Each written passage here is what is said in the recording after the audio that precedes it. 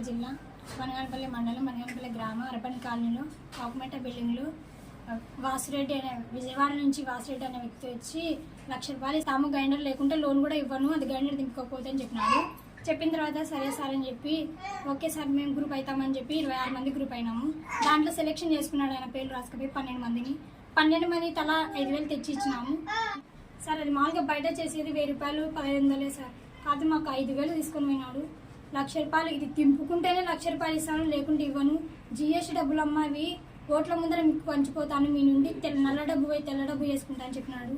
సరే సార్ అని చెప్పి 5,000 ఇచ్చినాము. వాడు గైండలు దింపి అత్త లేడు సార్. మరి మా కాడ క్యాష్ దండిగా ఉందమ్మా కార్లలో అని అన్నాడు అని ఆడికి ఎందుకు ఇస్తున్నారని దొంగ దాపినారు కానీ అడిగినాం సార్. అడిగితే మా కాడ డబ్బులు ఎక్కువ ఉన్నాయి, మా కాడ చెల్లని నోట్లు ఉన్నాయమ్మా, అది జిఎస్టీ కట్టలేదని అన్నారు సార్. అని ఇట్లా మోసం చేసి 10 మందికి 10 మంది కాడ ఇట్లా ఎంతమందికి మోసం చేసినా అప్పటికప్పుడు తీపించుకొని పోయినారు సార్ లెక్క. మా వాళ్ళకి కానీ ఎవరికి తెలియదు, భర్తలకి ₹10 వడ్డీ కమ్మలు పెట్టి అవి పెట్టి అందరు తెచ్చి కట్టినాం సార్ 10 మంది. విజయవాడకు సంబంధించిన వాసిరెడ్డి గారు బనాంపులకు రావడం జరిగింది. వచ్చి ₹1,00,000 లోన్ ఇస్తామండి, మేము మంచికి 5,000 చొప్పున అమౌంట్ కడితే ₹1,00,000 లోన్ ఇస్తామండి. లోన్ ఇచ్చిన తర్వాత మేము ఎవరిని 12 మంది గ్రూప్లో ఎవరిని అడగము, మేము ఎవరిని కట్టింటే వాళ్ళకే అడుగుతాము అని చెప్పి ఫస్ట్ 5,000 అమౌంట్ కట్టించుకున్నాడు. కట్టించుకొని ఒక 3 రోజుల తర్వాత వచ్చి అందరికీ గ్రైండర్లు అవి విలువ చేసేవి 2,500 2,000 లోపు చేస్తాయి విలువ. ఆ విలువ వేసిన సొమ్ములు ఇచ్చేసి వెళ్ళిపోయినాడు.